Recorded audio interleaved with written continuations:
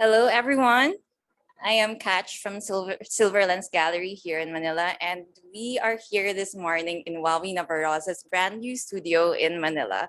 Thank you for joining us here for an exclusive tour of her studio, followed by a rare look at the materials, objects, and references for her tableaus. Stay tuned until the end for a quick Q&A session with the artist. So I now hand over the mic to Wawi. Thank you, Kash, and good morning. Good morning, everybody. Thanks for joining us today. And yeah, I hope to share with you my private space. So, first of all, this is in Manila. Sometimes I get still disoriented where I am because as probably some of you know, I've been in Istanbul and I've been also moving to different studios after the fire in Manila, and then of course after the big 2020 year. And so we find ourselves here in my studio. As she said, it's brand new. It's a micro studio. It's my space for research and where I do basically most of my work is a way to explore what is the interior. So today I'm finding it a little bit difficult, but yet I guess the materials will show how a process that is mostly interior, meaning from my thoughts and from what is inside, how it becomes material and how it becomes the tableau. So let's look around the studio a little bit, because this is basically a minimal setup in comparison to the other studios that I had before, like in a big warehouse in Taguig and another one in Makati. So the one in Istanbul is also different. So this one has the specific elements that are important to me. So kind of very well selected because I had to only come up with the library that I need for this moment and for this moment in time that I'm focusing on a specific path of my work.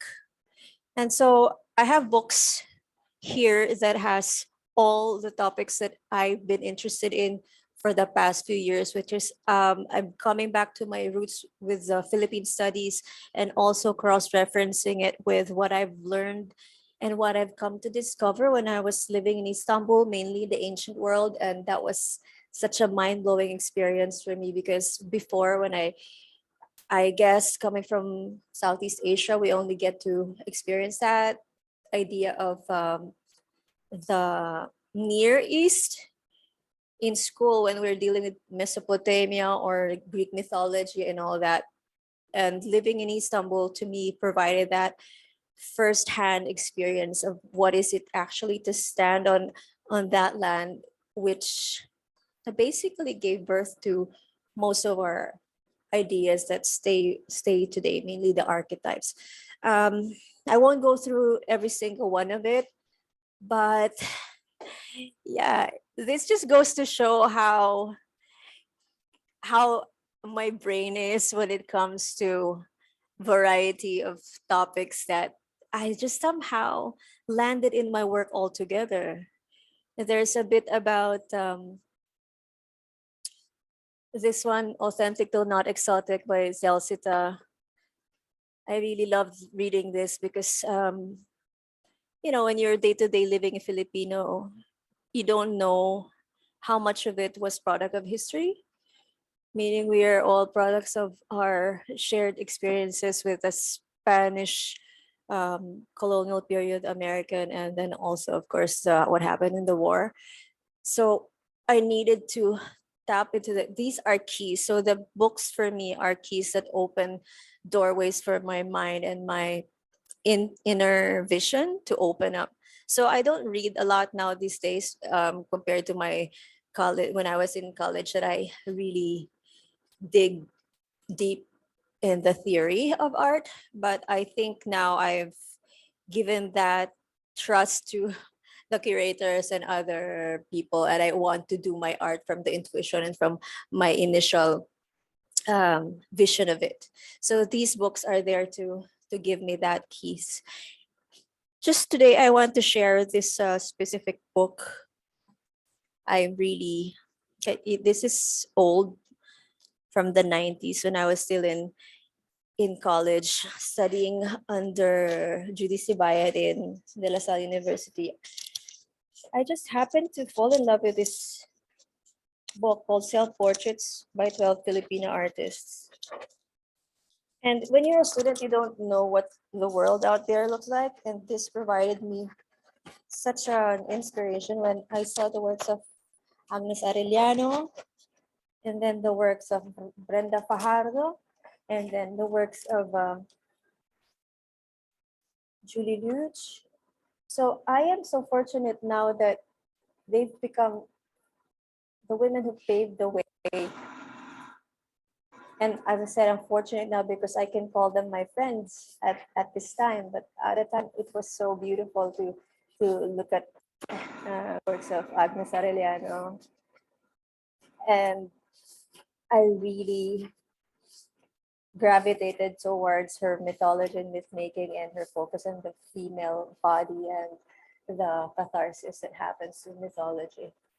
And yes, so just this book, and it's Fox because it went through several things, like from the flooding to the fire, and it's still with me. And it went to Istanbul, and it's still. So a part of my experience is just accumulating all these experiences and places. And the more that as I get older, of course, these experiences get blurred out and fused again, and then it comes out to be such a different reality. And that's what I try to share with my artworks. And like everyone that I know, most of our education was steeped in Western art. And they're beautiful. And I didn't have a particular arts education, like fine arts degree. It's more of a communication degree. So the art that I learned was through visiting museums. And one of the museums later on, I would see El Greco. But El Greco before, I just saw on a book. And I fell in love with the colors. This was 20 years ago, and I didn't know how much it impacted my subconscious. But until now, I reference that chiaroscuro, the fabrics and the folds, and that kind of richness and tenderness and strength all the same. And forward when I was living in Spain already doing my master's, and I got the chance to finally visit the Prado Museum. I think I nearly wept in front of the image. It's like the standout effect, I think, because it was just so surreal. An artwork in front of you, and it's more than life size. And that work has been a part of me for such a long time. In fact, the first thing I did when I encountered El Greco, Domenico's Metacopolis, was I started to draw him. I didn't know how to draw, but because I was obsessed, I think when I was 19, I was 19 and I didn't know how to draw. I didn't even know I was going to be a photographer at that point, and I just started to draw him. So my obsessions obviously like makes things happen. Anyway, I promised C Focus and I promised everybody that I will show you the materials that went into the notes just to deconstruct it a little bit. The way I approach materials is I combine them in a way to, like a chef would create a dish. So these elements would carry with it itself their innate properties, their origins, their own histories, micro histories, and their cultural signifiers and all of that, but without overthinking it. It's just colors and shapes and textures.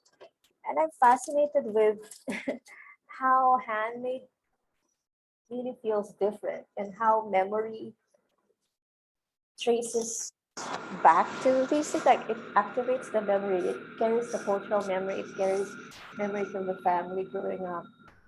For me, for example, ganchillo, I remember my mother when I was growing up, she was always knitting and all of the house was filled with ganchi, from the bed to the dining table to the sofa, everything. So this one was in Turkey, in Istanbul, and I just said I'd like to put that in. Somehow I didn't know what it was yet. And then this one is just for the shape, and the technologies now that make it possible to print on any fabric. I wanted that graphic line to be in the work. So all of this is just shapes that are still organic and don't know what it is going to be. But slowly but surely, through the accumulation of time, and then whatever happens in the creative process, it becomes an image fully born.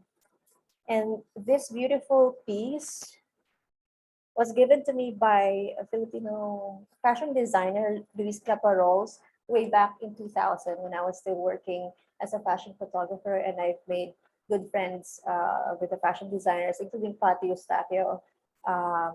And this has been with me. I just saw the craftsmanship and I said, this is so beautiful, and I'm mesmerized by the colors. And then the ribbons that repeat in my work carry some sort of innocence with it, but as well as, I guess, my upbringing as a Filipino and Catholic in terms of culture. We were exposed with the Catholic iconographies of the Santitas, or in Christmas, like there's always the ribbon at the bottom of the retablo saying Gloria and Excelsis Deo. I like that kind of, I don't know what that feeling, but there's also an innocence because I associate it with the memories of when I still was discovering the world, right? And this three, this particular combination was for a while my obsession. In 2021, and during while I was relocating and reestablishing myself, I was in Madrid a little after the pandemic, and again I revisited the pieces the artworks that I really enjoyed in the Prado, and one of it was Frangelico. And the Frangelico's piece, Annunciation, with the angel Gabriel in it, there was this color, that blue that I was in love with since Ultramar, since my 2011 works. That kind of not each clan blue, but this blue, that blue of Majorel blue, or the House of Frida blue, that kind of blue. I really love that blue. So anyway, back to Frangelico. Frangelico's work was just restored, so the colors were really bright that time in the Prado, and I said, that color, I need that. And then somehow I wanted a work to be predominantly pink and blue, and then combine that with all the elements. What did I want to say with that? I said, okay, it has to be going to be a self-portrait of a woman. And this was the initial storyboard.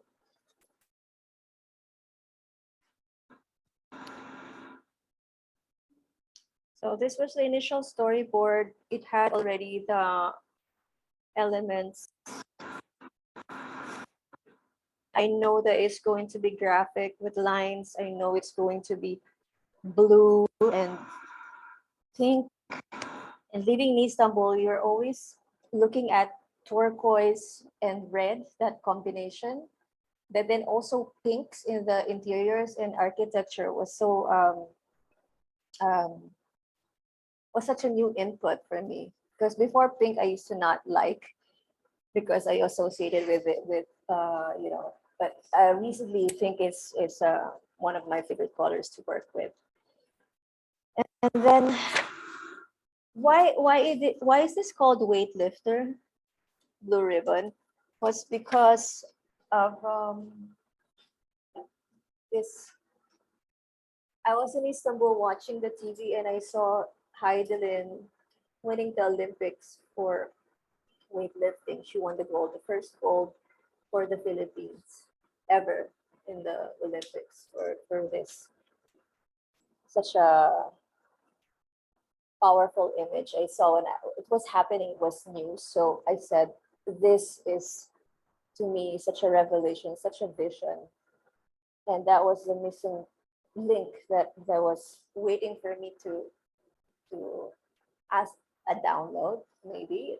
And I saw all of these orans positioned whenever I encountered imagery in the Hagia Sophia, in the Greek churches, or even in Rome, all of it, early Christian or pre-Christian, the early matriarchs of Anatolia, when the women as priestess would bring the heavens to the earth. So from that position, and even in this artwork by Carlos Botong Francisco, a Filipino national artist, this is the Babaylan, and she's doing the orans as well. So to me, it's so it's such a revelation. It's almost such a powerful um, gift to be able to see that juxtaposition of time, geographies, and meaning from power, how power translates, in this sense, like from the physical strength of Heidelin to the, the strength of women to draw that kind of power, and as well as surrender. So there's also that part of surrender that I learned along the way, along the making of these new works, and that duality is always what I'm interested in. See, the hands are pointing up, but then the ribbons are pointing down. And then it's also forming some sort of frame and structure around her. And as a person who has traveled a lot, moved around a lot, and sometimes finding myself asking, where do I belong? Where is home? I create architectures within my work. I create habitats within my work. And maybe that's why the works are filled with things photography to support the woman in between. It's not, she's really surrounded and protected and held in the frame. And I love that kind of safety and belonging. And she's sure of herself and she's going in the future, but also being informed by the past. Yeah, so that's all of these. It's not about religion, but more of the story of humanity and women from the ancient to Heidelin. And then there's me in the middle. I think for some reason, yeah. So the materials that I use is actually a mix of I don't I don't segregate and discriminate from, some are from the palenque, which I really see as memories and cultural signifiers. It has a lot of codes. This one is actually from Laos, and this was a gift by Linky Sumbing, but there's also one like this, the Filipino version of a net bag. There's that Southeast Asia similarity, of course, that I'm also trying to underline with these materials. With this blanket, and I know for my Filipino friends and viewers who are from the Philippines, this carries a lot of memories. Whenever you see it, you already magically think of it. Yes, that's comfort. And I didn't know for a while what it was called. The markets, when I was describing the memory of that blanket, which is blue and has flowers, they said, "Ah, 333 yun, 333." I have what 333? I don't. What do you mean 333? Apparently, that's the name of this fabric, and I really it's magic. Some of it is 555, 77, or 333. I guess it's the grading of the cotton, but the design is the same. And this particular stripe has also become a Filipino, highly identifiable Filipino material. This is called trapal or tarpaulin, which is just awnings or anything really to cover, from sari-sari stores to trucks to anything basically. And in fact, Carl Jan Cruz made whole selection, a whole collection on which is what I'm using in the Tableau. So I'm referencing the design that he made out of referencing this pattern and also the actual pattern itself. And then this is silk, Ottoman silk. This is antique. So like I said, I don't discriminate. I just see material and color and see such intricate work of hands here. These are actual hands and people with stories, with families, with their own line. And of course, women were probably the ones who did it. So artisanal crafts, I've underlined it in my work because for so long, women's work have been relegated to a secondary form of art, saying, it's just craft, it's just decor, it's not contemporary art, it's not fine art. But then I'm using it to just to showcase women's work has a place in art, in a conversation such as contemporary art. And I feature that more and more. Yes, whether from the Philippines or from places that I discover around. Yes, and the way I do the collage, I guess that's the magic that people are asking me. Do I do that layering in Photoshop? Do I do the digital composites in Photoshop? Yes and no. No, because everything that you see in the camera here is all in the studio. It's called in situ. I do everything as a set design, but I'm also the technician, the lighting, the lights man, the cameraman, the production designer, the wardrobe, everything. So it just becomes such a integrated process that is physically consuming for me. So that's how and why my works are few, because I'm slow with it because I did everything by myself. In that sense that in the studio, I'm just taking my time putting these things together. And sometimes things don't work because if it moves just a little bit, then I'd have to remove it again and put it back. So everything is very deliberate. But once I get things very deliberate on camera, then I'm playful with doing digital glitches. Here there's a duplication. It's playful because I don't mind the irregularity. It's not a perfect, seamless Photoshop image. I'm already saying, yes, I've tampered with the image. Yes, I've decided to do that. And there's a reason why. So in this case, it's duplicated because these are two soils. These are two lands from the Philippines and from Spain and then in Turkey. So there's a reason why I do it, but I cut it afterwards. But in the studio, everything here, from the curtain to the background, is layered on top of each other. And then I have my own lighting technique, and then I have my own camera work that makes it look flat. So it's just a blend of that being strict and then playful at the same time. And this is the camera that I'm using at the moment, and I think I won't switch for a long time.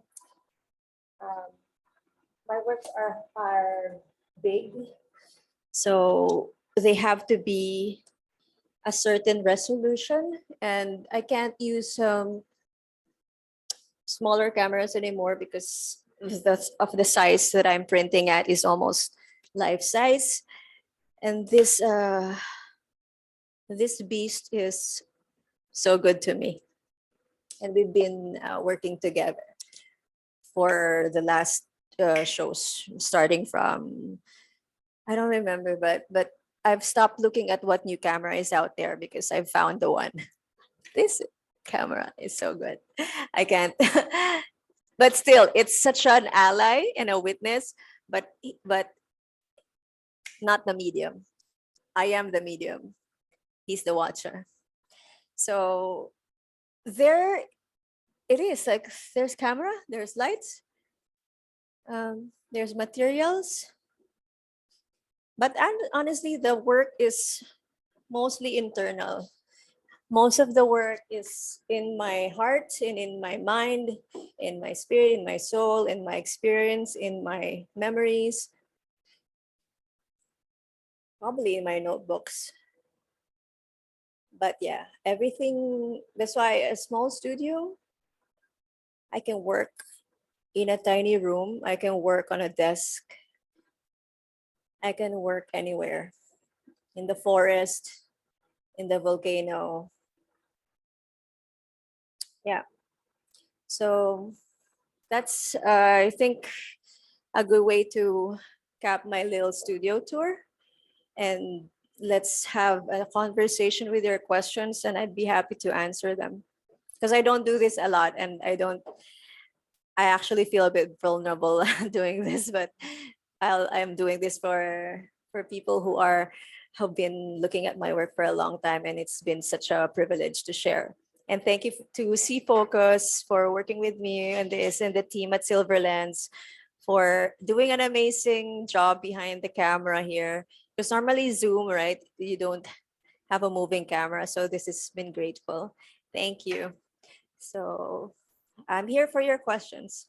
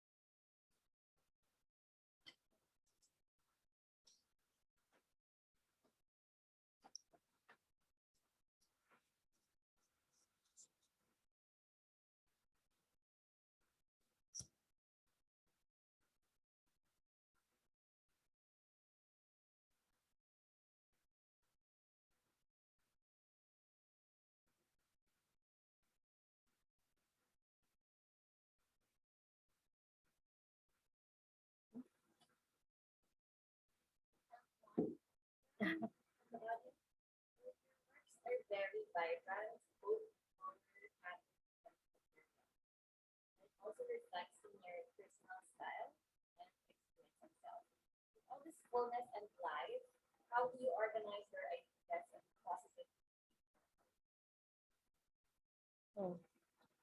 Yeah, thanks for that question. Yes, it could be a challenge, more challenging because it's you need to have some temperance and balance to be able to actuate the ideas without seeming to directionless and too chaotic. I'm very conscious of that, but that is part of the that is a whole chunk of the work, is to be able to swim in that chaos, or like overload of information, overload of inspiration, and then pick it apart, and then do a trial and error, and just trust what was that in the initial idea that wants to come out. Because I can think the danger for me as an artist is to just having so much to say, and then having so much materials, and how to make that into one image, and then how to make the one image into a series, and how a series becomes a show. So that in itself is the creativity. And that, as a human being, I would say mind blowing to be able to do that, right? Um, I guess there's the part that is almost like shamanic, that you do it out of that kind of interior vision. But as a Filipino, we know how it is to have photography of all these uh, sensory sensory triggers from everywhere, and it's a challenge. And I guess not only for artists, but for everyone living in the now, that how to find the precious gem there that's still pure and that's authentically you. That's the challenge. But all I can say is that there's no such thing as perfection and pure. And the interesting thing for me lies in the fact to be able to claim these irregularities. Like, to me, I fully claim that I'm contaminated as an identity, meaning contaminated by the way that society is, or by the histories that affected me as a Filipina, as a Southeast Asian. There was influences from being under the Spanish for a long time. Yes, it's in our food. Yes, it's in the architecture. Yes, it's in the behaviors, and it's not perfect. And there's also American influences. So all of these has shaped the landscape of how it is to be imperfectly me. And that's the most authentic I could share as a person and as an artist, is to be authentically me with all that grooves and contours and the imperfections. So did that answer your question? Maybe. I hope. I hope so. Is there any more?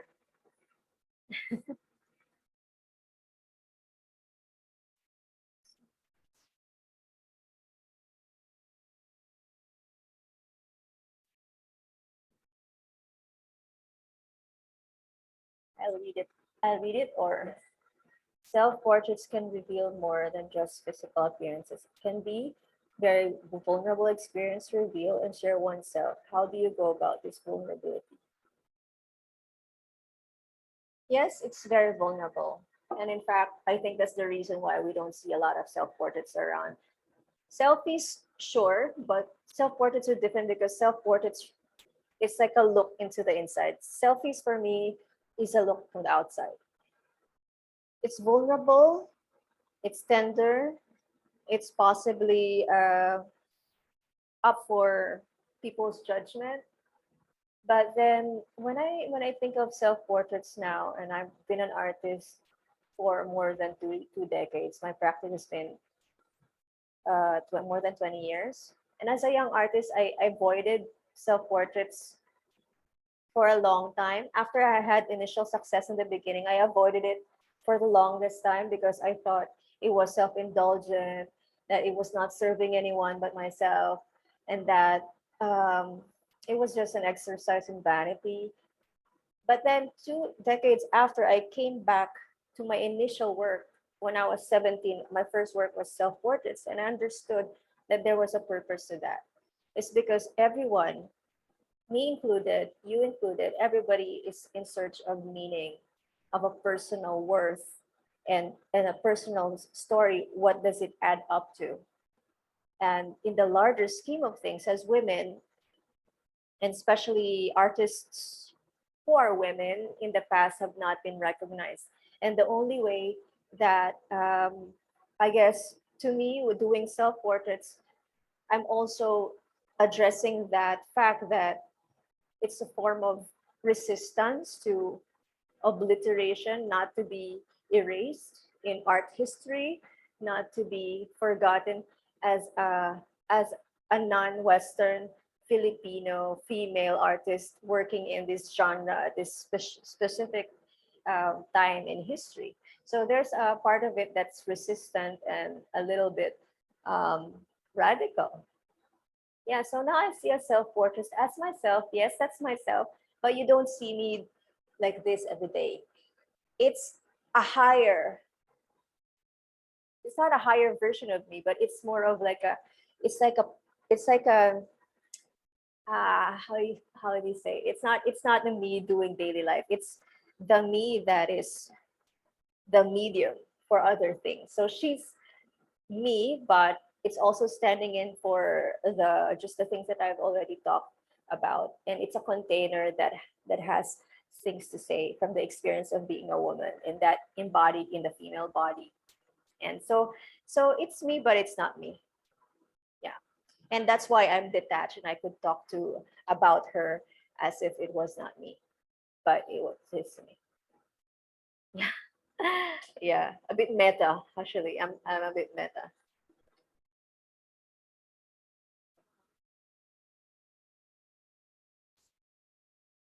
What is your opinion on exoticism and how do you see your images? Exotic material, as they are composed of exotic materials. Working against it if they do.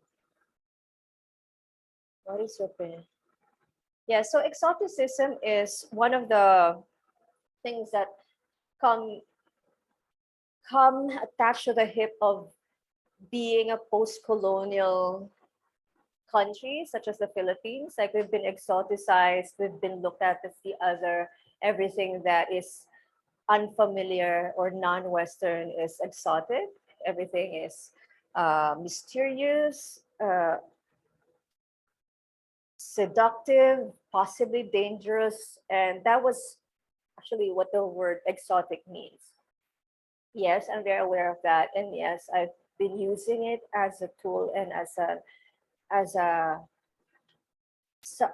almost like subversive, sarcastic way to bring up what's the elephant in the room. To be able to use the same things that were used against me. It's like judo, I think. And to be playful about it means that it does not touch me anymore. It does not, it triggers in a different sense that I know that I can see from a third person point of view. And I'm like, yes, that's the past. And now this is how I'm using it in the present. So the work that is hanging in the National Gallery of Singapore at the moment is one of the works that I've exoticized myself. It's called the May in Manila self-portrait after Balthus, after the work of Balthus called Perez Dreaming. And it's highly charged erotically and morally controversial. Why did I do that? Was because I wanted to remove that Balthus charge and render it impotent because, first of all, I am a woman taking a taking myself as the camera person. So who is looking at me is me. And then there's no othering. And who is that person being depicted? She is um, uh, brown skinned Filipina who has been exoticized. The Filipina has been exoticized. The brown bodies have been exoticized. So I've been using that to question our our reception of imagery that has to do with sexuality, that has to do with youth, and has to do with um, yeah, the morality. I'm not here to say what's right or wrong, but to present that what is it if it's coming from a self-aware woman who's been exoticized. So what happens when the one who was exoticized becomes empowered? That was the question there. Yeah. So yeah. Question. I wanted to ask, how do you balance staying true to your personal narrative while still keeping in mind how the audience will receive or view your works the way you would like them to? Yes. First of all, I respect the audience enough that I want them to enjoy or to feel some sort of feeling when they look at my work. Not just enjoy because the colors and the that kind of pleasure of beauty, but also to question things for themselves.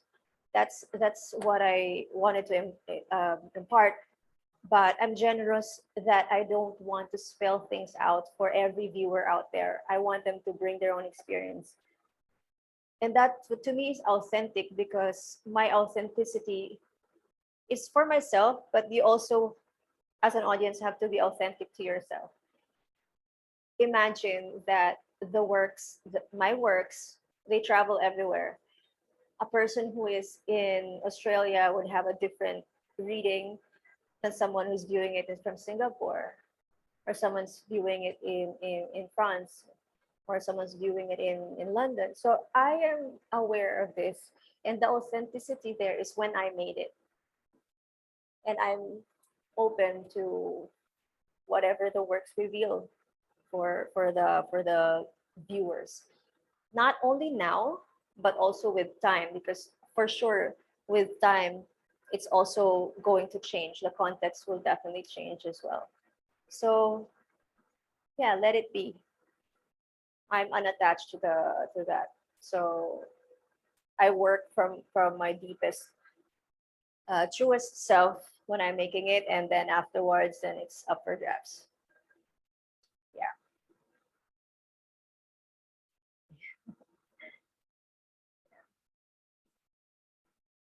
Thank you. Oh wait, sorry. Last question. Uh, okay. uh, One more thing before I close, that personal narrative to me is not diaristic, that this is what happened to me and so I have to express myself.